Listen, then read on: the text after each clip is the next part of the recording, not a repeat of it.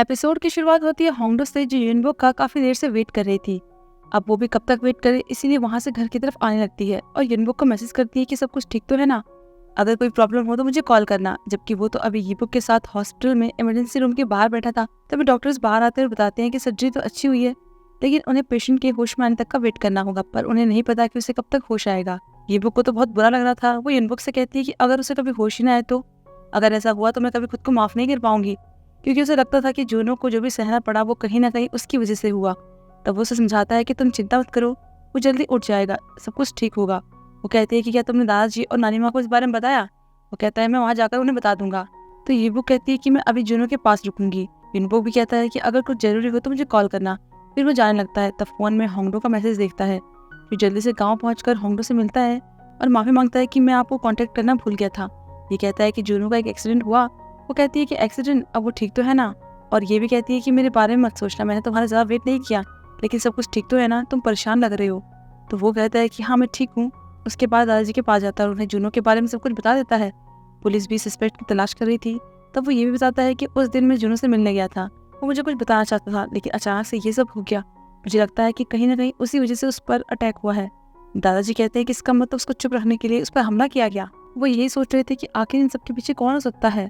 उन्हें तो चिंता हो रही थी कि कहीं पहले की तरह इस बार भी हमारे गांव को कोई नुकसान ना हो जाए। फिर नानी माँ को दिखाया जाता है यूनबुक ने उन्हें जूनो के बारे में बता दिया था। तो वो हॉस्पिटल पहुंचती है और वहाँ यीबुक को देखती है। उसे देखकर रोने लगती है, पूछती है कि मेरा बेटा कैसा है, वो ठीक तो है ना? तो वो उन्हें आराम से बिठाकर कहती है कि वो जल्दी ठीक हो जाएगा, हम दोनों मिलकर उसका वेट करेंगे। उधर यूनबुक सोच रहा था कि अगर इन सब के पीछे कोई और है तो वो कौन हो सकता है, क्योंकि उसे लगा था कि जूनो ही फोनी है, पर असली मास्टरमाइंड तो कोई और है। शायद उसने ही उसे वो किचन दी होगी जो कि अब पुलिस के पास थी। इस बीच सुकिन सिक्योरिटी को बुलाता है और उसे फैशन शो के लिए सिक्योरिटी को और बढ़ाने को बोलता है, कहीं जैसे सालों पहले हुआ था वैसे दोबारा ना हो। फिर होंगडो और कैमिली को दिखाया जाता है। कैमिली फैशन शो की कॉस्ट्यूम देख रही थी, क्योंकि उसमें वेस्टर्न और कोरियन कल्चर दोनों को मिक्स किया गया था। उसे देखकर वो कहने लगती है कि ये वैसा ही है जैसे सुकिन पेरिस में अपने ट्रेडिशनल कॉस्ट्यूम के साथ आया था। तो होंगडो पूछने लगती है कि मिस्टर सुकिन पेरिस में कैसे थे? वो बताती है कि बहुत अच्छे थे, हम बहुत जगह घूमने गए, वो मेरे सबसे करीब थे, लेकिन तब गांव से उन्हें वापस बुलाने का एक लेटर आया था। उसके बाद हम अलग हो गए, क्योंकि वो गांव नहीं छोड़ सकते थे और मैं अपना सपना। ये सुनकर तो होंगडो बहुत अपसेट हो जाती है। उसे देखकर कैमिली पूछती है कि तुम्हें यूनबुक की चिंता हो रही है ना? कपल्स को कभी कभी अपने फ्यूचर के लिए अलग होना पड़ता है, लेकिन ये सब पुरानी बातें हैं, आजकल ऐसा नहीं होता। तो तुम अच्छे से सोचना कि तुम्हें क्या चाहिए और उसके बाद ये डिसीजन लेना। फिर रात में भी वो कैमिली की बातों को ही सोच रही थी कि सुक्यून ने अपने गाँव को नहीं छोड़ा और मैं भी अपना सपना नहीं छोड़ सकती थी, तो हम दोनों ने ब्रेकअप कर लिया। उसे लग रहा था कि कहीं हमारे साथ भी ऐसा ही तो नहीं होगा। ये सब सोच सोच के वो परेशान हो रही थी। अब अगले दिन वो फिर से फैशन शो के काम में लग जाती है और तब यूनबुक को ड्रेस ट्राई करने के लिए बुलाती है। जब वो सूट ट्राई कर रहा था तभी उसे यीबुक का कॉल आता है। वो बताती है कि जूनो पर हमला करने वाले गार्ड ने अभी कुछ टाइम पहले ही यहाँ ज्वाइन किया था, पर अभी तक पुलिस को उसके ठिकाने का पता नहीं चल पाया, इसलिए बस हम जूनो के उठने तक का ही वेट कर सकते हैं। तब होंगडो भी उसकी बातें सुन लेती है। यूनबुक भी कपड़े बदल कर बाहर आता है तो होंगडो से कहती है कि ये तुम पर बहुत ही अच्छा लग रहा है, और फिर सूट ठीक करने लगती है। यूनबुक के दिमाग में तो वही सब घूम रहा था कि आखिर जूनो के साथ ये सब किसने किया और वो मुझे क्या बताने वाला था। वो इतना ज्यादा खो जाता है कि उसे होंगडो की आवाज तक नहीं सुनाई देती। तब उसकी नजर उसके वीजा एप्लीकेशन पर पड़ती है। तो होंगडो बताती है कि फैशन शो होने के बाद हम यहाँ से चले जाएंगे। वे कहती है कि तुम्हारे लिए ये सब बहुत मुश्किल है ना, मैं समझ सकती हूँ कि तुम इस गाँव के लिए कितने जरूरी हो। वो कहता है कि आप सही कह रही हो, लेकिन सच कहूँ तो अभी बहुत सारी चीजें जो मुझे करना बाकी है, लेकिन मैं आपके साथ ही रहूंगा और जाने से पहले अपना सारा काम खत्म कर दूंगा, तो आप चिंता मत करना। उसने कह तो दिया था, लेकिन उसके पास उस आदमी को पकड़ने के लिए बहुत ही कम टाइम बचा था, तो इस बीच उसे सारे काम करने होंगे। वो दादाजी के पास जाता है और गांव में जो काम करवाना चाहता था उनकी एक लिस्ट देता है, जैसे कि सिक्योरिटी को बढ़ाना, एजुकेशन देखना, अपने कल्चर को प्रमोट करना। ऐसी बहुत सारी बातें उसने लिखी थी। साथ में ये भी कहता है कि मैं फिर से पुलिस टीम को ज्वाइन करूंगा, क्योंकि मुझे उस आदमी को पकड़ना है जिसकी वजह से जुनू की ये हालत हुई। और वहाँ कैमिली होंगडो को फैशन शो के प्रोग्राम से जुड़ी एक फाइल देकर सुकिन को देने को बोलती है। फिर जब वहाँ जाती है तो सुकिन को ये कहते हुए सुन लेती है कि तुम ये मामला पुलिस में छोड़ दो। वो कहता है कि मेरे पास फैशन शो तक का टाइम है, क्योंकि उसके बाद मैं मास्टर के साथ फ्रांस चला जाऊंगा, मैंने अपना डिसीजन ले लिया है। दादाजी को यूनबुक के फ्रांस जाने से कोई प्रॉब्लम नहीं थी, वो बस ये नहीं चाहते थे कि वो इन्वेस्टिगेशन में शामिल हो। कहते हैं कि मैं तुम्हारे डिसीजन की रिस्पेक्ट करता हूँ, लेकिन तुम इस केस में मत जुड़ो, क्योंकि इससे तुम्हें खतरा हो सकता है। तो वो कहता है कि मुझे उसे पकड़ना ही होगा, मैं नहीं चाहता कि हमारे गाँव को फिर कोई नुकसान पहुंचाए। इसके बाद वो बाहर जाने लगता है तो होंगडो छुप जाती है। अब इधर होंगडो परेशान थी कि मुझे क्या करना चाहिए, और उधर यूनबुक इस बात को लेकर परेशान था कि मेरे पास टाइम बहुत कम है और काम बहुत ज्यादा, और ऊपर से वो तो मास्टर को प्रॉमिस भी कर चुका है कि वो उनके साथ ही रहेगा। फिर रात में दोनों ही वॉक कर रहे थे और अपनी अपनी टेंशन में डूबे हुए थे, तो अचानक से एक दूसरे से मिल जाते हैं। तब होंगडो कहने लगती है कि ये गाँव कितना खूबसूरत है और यहाँ के लोग तो और भी ज्यादा खूबसूरत है, बिल्कुल तुम्हारी तरह। ये गाँव एक बहुत ही कीमती विरासत है, तो इसे प्रोटेक्ट करना बहुत ज़्यादा ज़रूरी है। इसीलिए मैंने डिसाइड कर लिया है कि मैं पेरिस अकेले जाऊंगी। वो चौंक जाता है कि आप ये क्या कह रही हैं। तो वो कहते हैं कि तुम्हें यहीं रहकर अपनी ड्यूटीज को निभाना चाहिए, और क्या तुम यहाँ सब कुछ छोड़कर मेरे साथ जा सकते हो? क्या तुम्हें लगता है कि तुम वहाँ जाकर खुश रहोगे? तो वो कहता है कि मेरे लिए आप सबसे कीमती और कुछ नहीं, मैं आपको खोना नहीं चाहता। वो कहते हैं कि मैं जानती हूँ, लेकिन मैं तुम्हारे बिना वहाँ रह लूंगी, पर ये गाँव नहीं रह सकता, क्योंकि इन्हें तुम्हारी ज़्यादा ज़रूरत है, और अब तक तुमने मेरा इतना ख्याल रखा, मेरे साथ रहे, उसके लिए तुम्हारा बहुत ज़्यादा थैंक्स। ये कहकर वो चली जाती है। अब हिम्मत करके उसने बोल तो दिया था, लेकिन जाते हुए वो खुद को रोने से नहीं रोक पाती, और ये सब सुनने के बाद तो युनवोक भी रोने लग जाता है। उसे अफसोस होता है कि मैंने मास्टर से अपने दिल की बात क्यों नहीं कही। अब फैशन शो का दिन भी आ गया था, गेस्ट और मीडिया भी पहुंच गई थी। तब कैमिली सुकिन को इन सब के लिए थैंक्स कह रही थी कि तुम्हारी वजह से ये सब हो पाया। वो पूछता है कि क्या तुम इसके बाद यहाँ से चली जाओगी? वो कहती है हाँ, मुझे तो इस गाँव से सच में बहुत प्यार हो गया है, इसलिए मैं समझ सकती हूँ कि तुम इस जगह को प्रोटेक्ट क्यों करना चाहते थे। तो वो कहता है कि इतना टाइम हो गया है हमें, लेकिन इतने साल बाद भी आज मुझे तुम्हारा जाना अच्छा नहीं लग रहा। फिर वो एक दूसरे को देखने लग जाते हैं, और वहाँ होंगडो अपनी टीम को कह रही थी कि आज वो दिन आ गया है तो हमें अपना बेस्ट देना है। वे जब जा रही थी तो उसके डैड उसके पास आते हैं, कहते हैं कि तुम शायद ठीक से सोई भी नहीं हो, और आजकल बहुत बिजी होगी तो ठीक से खा भी नहीं रही होंगी, इसलिए उसके बैग में खाना रख देता है। लेकिन वो कहने लगती है कि आपको ये सब करने की जरूरत नहीं है, और चली जाती है। बाहर इवेंट में प्रेस और गेस्ट दोनों आ गए थे, और अंदर मॉडल्स रेडी हो रही थी।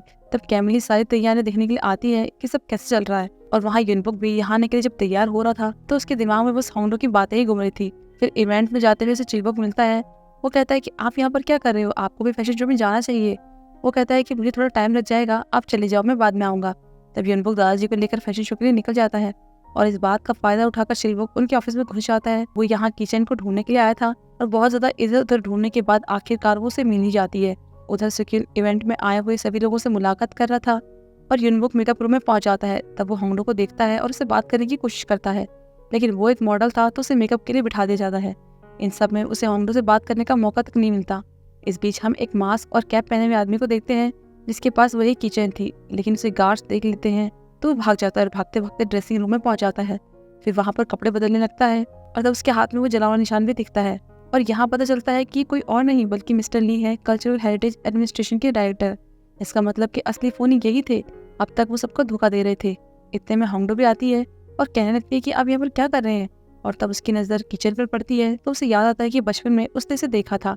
यहाँ हमें दिखाया जाता है कि सालों पहले जब गाँव के गेट खुले थे तब वो भी यहाँ आई थी, तो उसने युनबुक के डैड के पास ये किचन देखा था और उनके साथ फोटो भी ली थी, और तब उसने मिस्टर ली को चोरी करते हुए भागते हुए देखा था। ये सब याद आने के बाद वो समझ आती है कि इसका मतलब इन सब के पीछे आप हो। फोनी इतनी आसानी से थोड़ी पकड़ा जाने वाला था। तो स्कार्फ लेकर होंगडो के गले को तब तक कसता है जब तक कि वो बेहोश नहीं हो जाती, और फिर उसे घसीट कर वैन में डाल देता है।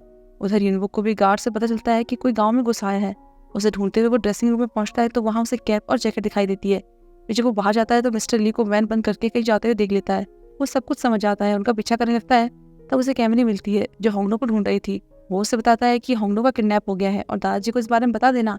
फिर वैन का पीछा करने लगता है। वो तो उसके पहुंच से बहुत दूर निकल जाती है, तो वो मिस्टर ली को कॉल करता है। वो कहता है कि तुम्हें अब मेरे बारे में पता चल गया है तो कोई बात नहीं, अगर जूनो ने अपना काम ठीक से किया होता तो मुझे ये सब नहीं करना पड़ता। लेकिन ये सब छोड़ो, अगर तुम इस लड़की को जिंदा वापस पाना चाहते हो तो मुझे स्टोरेज रूम से जेट बॉक्स ला कर दो। युनबुक गुस्से में कहता है कि अगर उन्हें कुछ हुआ तो मैं तुम्हें जिंदा नहीं छोड़ूंगा। लेकिन वो कहता है कि अगर तुमने पुलिस को या मीडिया को इस बारे में बताया तो तुम समझ सकते हो कि मैं क्या कर दूंगा। तुम इस लड़की को कभी जिंदा नहीं देख पाओगे, इसलिए जेट बॉक्स तैयार रखना, मैं तुम्हें जगह के लिए कॉल करूंगा। और फिर अपना फोन रोड पर ही फेंक देता है।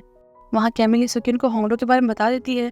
वो तो पुलिस को इन्फॉर्म करने को बोल रही थी, लेकिन वो कहता है कि नहीं, हमें युनबुक का वेट करना होगा, तभी हम सिचुएशन को समझ पाएंगे। उस टाइम चिलबुक भी उनकी बातें सुन लेता है और भागते हुए उनके पास आता है, पूछता है कि आप कभी क्या कह रहे थे, होंगडो का किडनैप हो गया है, ये सब कैसे हो गया। तभी उन्हें युनबुक का कॉल आता है। वो बताता है कि असली मास्टरमाइंड मिस्टर ली है, वही इन सब के पीछे है, उसे जेट बॉक्स चाहिए। साथ ही उसने धमकी भी दी है कि पुलिस को अगर बताया तो वो होंगडो को मार देगा। इसीलिए वो कहता है कि ये सब मैं देख लूंगा और आप वहाँ पर फैशन शो को नॉर्मली कंटिन्यू रखना, ताकि किसी को कोई शक ना हो।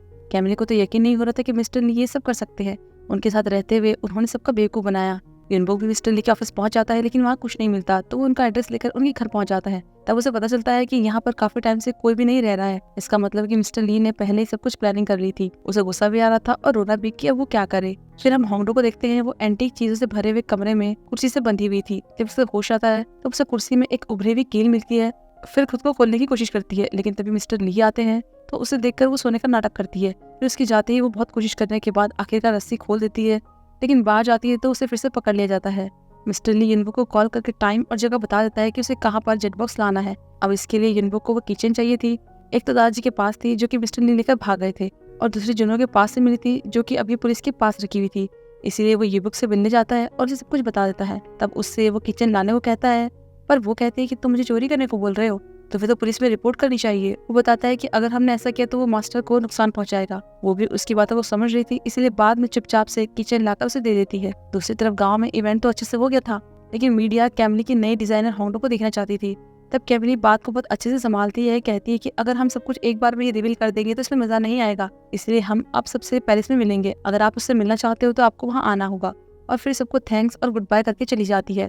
फिर चिल्बो को दिखाया जाता है, वो सुक्यून के पास जाता है, उनसे कहता है कि मुझे माफ कर देना, ये सब मेरी गलती है। यहाँ हमें दिखाया जाता है कि जब वो नानी माँ को जुनों से मिलाने ले गया था, तब कैफे जाते हुए रास्ते में मिस्टर ली के आदमी ने उसे किडनैप कर लिया था, और उसने कहा था कि अगर वो अपनी बेटी को सही सलामत देखना चाहता है तो किचन लेकर मेरे पास आना होगा। तभी तो उसके फेस में चोट लगी हुई थी, और मिस्टर ली को उसके बारे में तब पता चला जब चिल्बुक उनके लिए चाय लेकर गया था, तो उसने उसे पहचान लिया था क्योंकि चिल्बुक पहले फोन के लिए काम कर चुका था। चिल्बुक तो किचन चोरी नहीं करना चाहता था, लेकिन अपनी बेटे के लिए उसे ये सब करने के लिए मजबूर होना पड़ा। उसे रोना आ रहा था कि मैंने अपनी बेटे के लिए ये सब किया, लेकिन लास्ट में उसके साथ वही चीज हो गई। तो सुकिन कहता है कि तुमने कुछ गलत नहीं किया है, तुम्हारे लिए तुम्हारी बेटी को बचाना जरूरी था, लेकिन क्या तुम्हें उसके बारे में कुछ याद है कि वो तुम्हें कहाँ लेकर गए, क्या कार का नंबर या फिर कुछ भी? वो कहता है कि नहीं, उन्होंने मेरा फेस ढका हुआ था, इसलिए मुझे कुछ भी नहीं दिखा। तभी युनबुक किचन लेकर आता है और दादाजी से कहता है कि मुझे होंडो को बचाने के लिए जेट बॉक्स चाहिए, तो प्लीज आप मुझे वो दे दो। इसके लिए दादाजी ज्यादा नहीं सोचते, क्योंकि किसी की जान से ज्यादा उनके लिए कुछ भी जरूरी नहीं था। तो वो जेट बॉक्स लाकर युनबुक को दे देते हैं, और फिर जाने से पहले युनबुक चिल्बुक से कहता है कि मैं किसी भी कीमत पर मास्टर को लेकर आऊंगा। इस बीच जुनो को होश आ गया था, और उधर युनबुक जेट बॉक्स के बैग को लेकर खुद नहीं जाता, बल्कि योनो को भेज देता है। तो एक बाइक वाला आदमी आकर उसके हाथ से वो बैग छीन लेता है। वापस आकर वो युनबुक को बताती है कि मिस्टर ली खुद नहीं आए थे, और ना ही वहाँ पर मास्टर थी, जबकि यहाँ तो युनबुक मिस्टर ली के अड्डे के बाहर थे, क्योंकि जूनो ने उसे यहाँ के बारे में बता दिया था। अब अंदर मिस्टर ली के पास जब वो बैग पहुँचता है तो उसके अंदर ईंटें रखी हुई थी। ये देखकर उसे बहुत गुस्सा आता है, तो होंडो को मारने के लिए उसके पास पहुंच जाता है, और बाहर युनबुक सिक्योरिटी से ये कहता है कि अगर होंडो को कुछ हुआ तो वो उन्हें नहीं छोड़ेगा। यहाँ पर ये एपिसोड खत्म होता है, तो फिर हम जल्दी मिलते हैं अगले एपिसोड में।